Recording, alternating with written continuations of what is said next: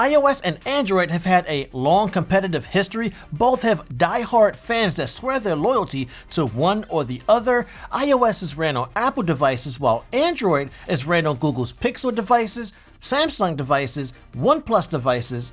I think you pretty much get the point here. If you are looking for a platform that has a well thought out ecosystem, then iOS is where you need to be. Now, I made 2 Apple ecosystem videos, the Apple ecosystem Love It or Hate It, and the Apple ecosystem 10 Best Features. Now, in those videos, we go over the pros and cons of the Apple ecosystem. Apple controls both the hardware and the software, so if you have an iPhone, getting a MacBook or an iPad, or maybe even throwing in an Apple Watch will get you one of the best ecosystems out there to date. Things like AirDrop and iMessage are just the beginning of the Apple ecosystem. Throw in things like private relay, intelligent tracking prevention, mail privacy prevention, and the continuity between devices, and you'll see that this is a well-tuned ecosystem built to ease and provide efficiencies to the user. If you are looking for the latest and greatest, the bleeding edge in innovation, then Android has you covered. You don't have to look too far to see Android devices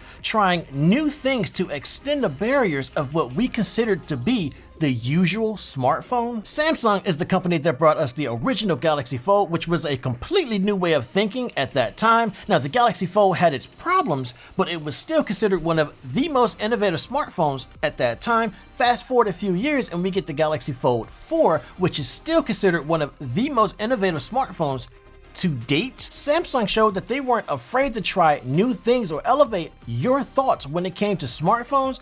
Android has had features that iOS was just late to the party with. Swipe to text, picture-in-picture, and OLED screens are just a few features that easily come to mind. Also, while iOS is getting better, Android is much better at multitasking. Privacy and security are some of the primary reasons for looking into using an iOS device.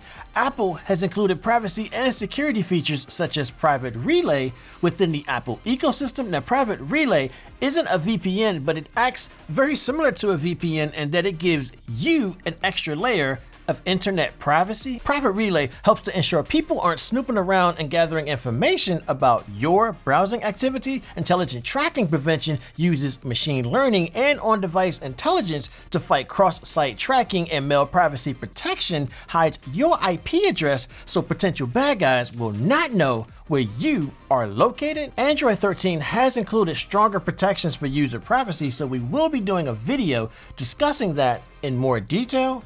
Stay tuned. If you are looking for a solid budget device, Android has you covered. The Motorola G Stylus is an Android device that can be purchased for $200 US. Now, for $200 US, you get a stylus, a 48 megapixel camera, and solid battery life. The device also comes with 128 gigabytes of storage, which can be upgraded to 256 gigabytes of storage for $250 US.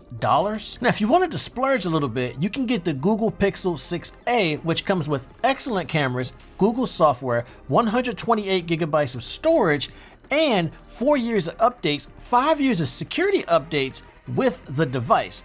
All this for $400 US. Android has a variety of devices that specialize at different things at different price points. You should be able to find the device that fits your need at your price point with Android. As stated earlier, Apple controls both the hardware and the software, so it is very easy for them to push yearly updates to their recently released devices without you feeling like you just purchased a brand new smartphone with outdated software.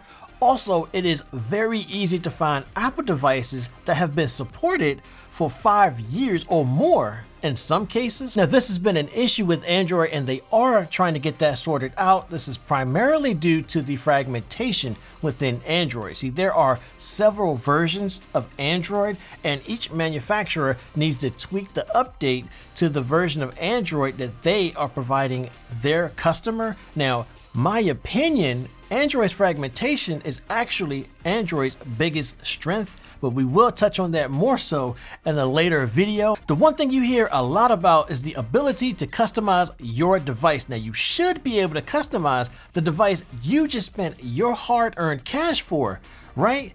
Android takes this by a landslide. Not only can you change the home screen, but you can change the UI altogether. If you are looking for a device that you can truly customize to include the UI, Android has you covered. iOS comes with Facetime and iMessage as standard features. Now, not only are they pre-installed, but they're also encrypted, so there's not really too much to worry about in that regard. Android is getting a lot better providing RCS or rich communication services to all smartphones and bringing a lot of the iMessage features to Android. Check out my iMessage and RCS #GetTheMessage video in the description below if interested. With Android, there are manufacturers that still use their own messaging apps, keyboards, and etc. Now, you can easily change this by going to the Google Play Store, but that would mean going to the Google Play Store, downloading a new app, and getting used to the new app. Now, that may not be an issue for the more tech enthused, but the average user just simply want an app on their device that works as intended. This is pretty much what iOS gives them, especially being able to easily communicate with others on the same platform. If you are looking for the maximum amount of storage that comes with a device, then Android has you covered.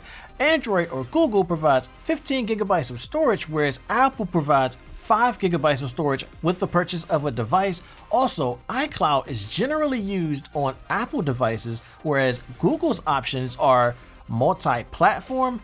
Android definitely has the advantage when it comes to storage options. In the battle of smart assistants, Google takes the win here as well. Google is consistently adding to the Google Assistant, making reservations, playing games, answering questions, rather than the here's what I found on the web, call screening, and so much more. Siri is a pretty good option as well. Siri can handle most of the items that you throw at her, and Apple is consistently adding to Siri. Siri shortcuts is one of the best things that happen to Siri, but Siri isn't as robust as the Google Assistant.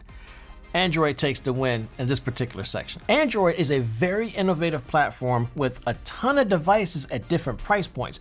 Android is also very customizable and provides a lot of storage that comes with the device. If that is what you are looking for, then Android is where you need to be. Apple prioritizes privacy and has an entire ecosystem which makes it very easy to keep its devices updated. They also have very efficient apps that come pre-installed on Apple devices and are fully encrypted. Now, if privacy and security are of the utmost importance to you, then iOS is where you need to be. It's really a trade-off as to what you are willing to give up or what you are willing to live without. Simple as that.